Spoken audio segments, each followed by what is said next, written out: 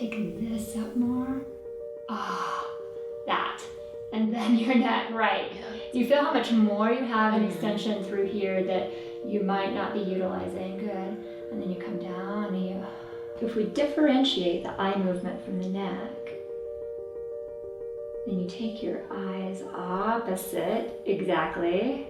Hi, I'm Leanne Shelton, and I am a somatic educator and also the founder of Artemis Movement, which are empowerment and awareness workshops.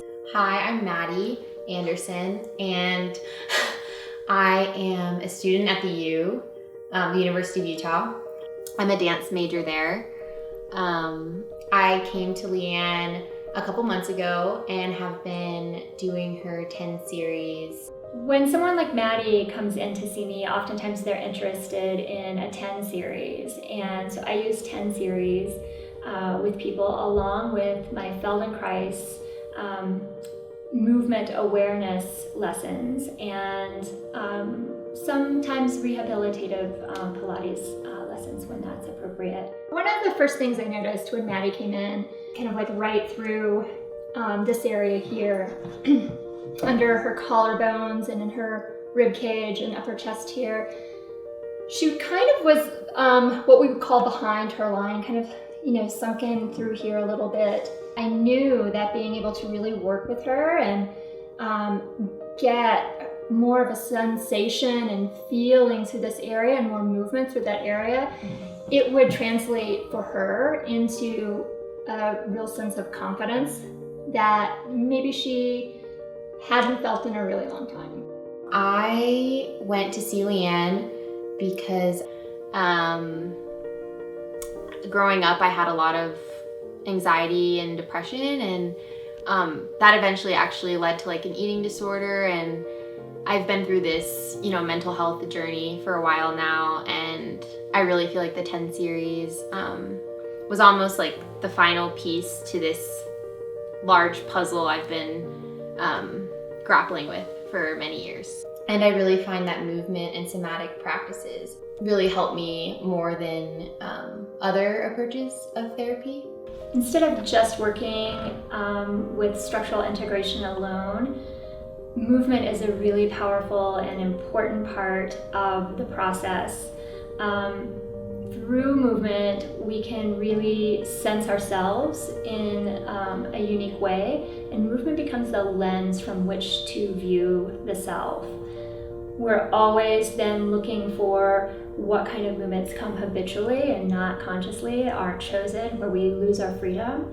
And throughout the entire process, we're looking for ways to develop the gap between stimulus and response so that freedom to choose can really come from an empowered and spontaneous place. Come even more forward, and then this time feel that there might be a lightness. That lightness is what's going to allow you to stand. So bring your chest even more forward as your fingers come back. Yeah. Good. Good, let's do that one more time. Even that very first consultation or impression, there are often things that I notice right away that become themes throughout the 10 series, so that those areas that aren't as embodied or aren't as bright in someone's self-awareness, that they can really begin to embody themselves or inhabit themselves from within in a new way. Let the darkness grow in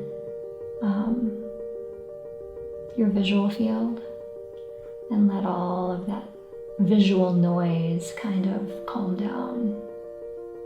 My teacher Satu came up to me at the end of class, and she was like, I really notice a difference in your dancing. I feel like, she said, I feel like you're like out of your own way. My name is Satu Homasti, and I teach at the University of Utah.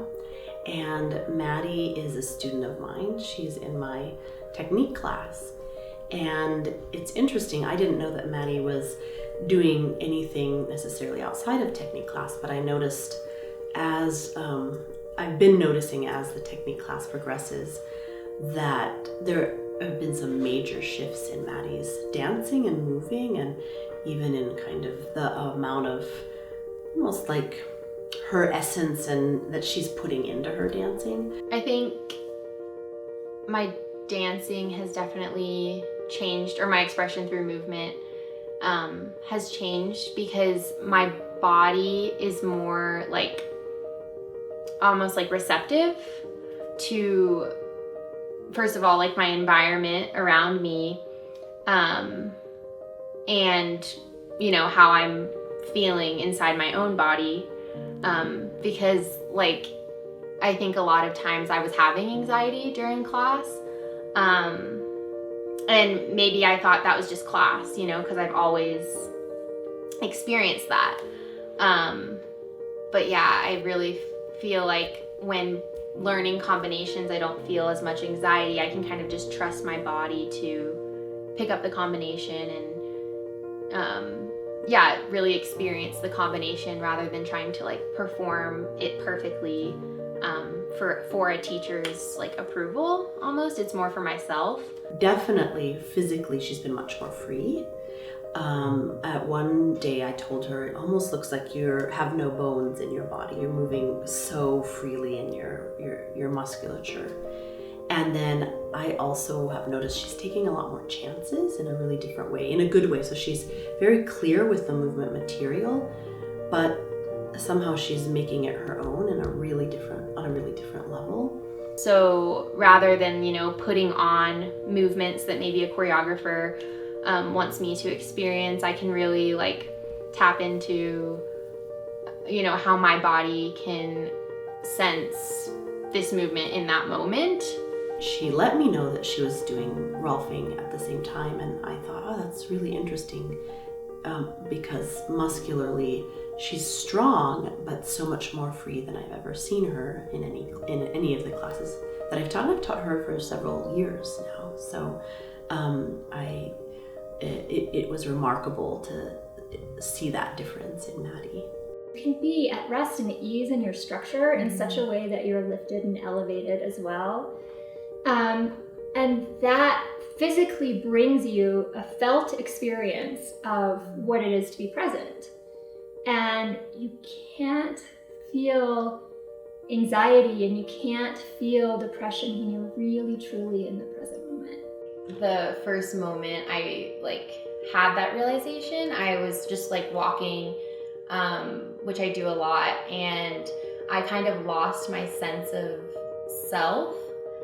Or at least that's what it felt like in the moment, because I was so attuned to, you know, my sensations and what was happening in the environment around me. And I asked Leanne about it at one of our sessions, and she actually said, you didn't lose your sense of self, but you became the most authentic version of yourself in that moment because you were truly in that moment. And I think that was a really like empowering realization to be able to share, because I think the perception of myself has changed, and I find a home within myself, rather than, you know, searching for a home outside of myself. But the ironic thing is, like, when you have home inside yourself, you do feel like the world is your home, because you feel very connected to the things around you, because you're fully experiencing that present moment and the things that are right in front of you. So yeah, instead of